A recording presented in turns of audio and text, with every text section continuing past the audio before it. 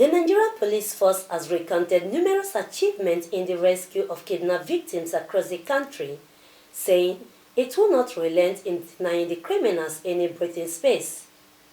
The force public relations officer, Assistant Commissioner of Police, ACP Olumuyiwa Adejobi, disclosed this in a briefing on the arrest of suspected criminals on Friday, 26 January 2024 in Abuja. He said the men of the force have been tackling crimes of kidnapping and banditry, taking the war to the doorsteps of the criminals and their hideouts to restore peace and order in Nigeria. Muyiwa hinted that notable among these kidnapped victims is the one along Ogwogo-Opi Road, Enugu State, which resulted in a fire door where one of the operatives sustained bullet injuries in the crossfire that led to the rescue of 3 kidnapped victims, among others. Accosted a car coming from Nsukka.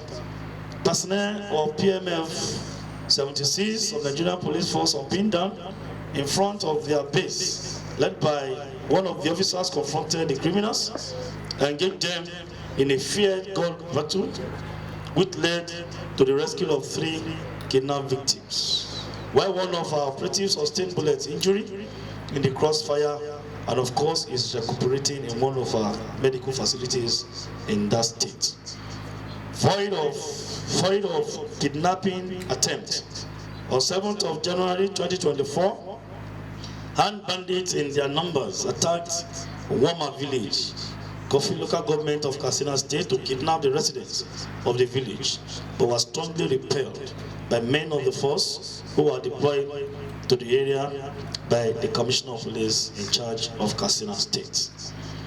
And of course, in a similar case of rescue of victim, on the same 7th of January 2024, armed terrorist blocked Sheme Kankara Road by Maraba Village, Faskari local government in Kano State, and opened fire on the moving of 3 wagons with registration number JEG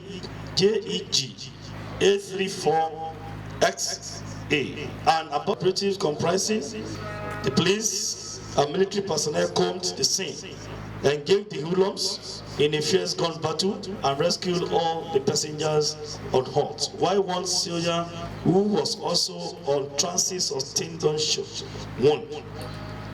And of course, he's been attended to and is doing well and recuperating. The force public relations officer also hinted that the men of the force had recorded over 17 cases of rescued victims, and most importantly, the attack by unknown gunmen on the 18-seater bus coming from Owerri to Port Harcourt, stressing that all the passengers were also rescued unhurt. 7 January 2024, at about 8 p.m., a group of armed bandits attacked Barre village in Kankara local government, Katsina State, injured 3 persons, rescued over 200 animals, and kidnapped some people. Upon receipt, police operative rushed to the scene and engaged the hoodlums in a gun battle, where 7 of them were neutralized. All the kidnapped victims were rescued unhurt, and the hoodlums were forced to release the rescued animals, and also a Bajaj motorcycle was recovered from them. Rescue of kidnapped victims on 13 January 2024 at about 17:43 hours.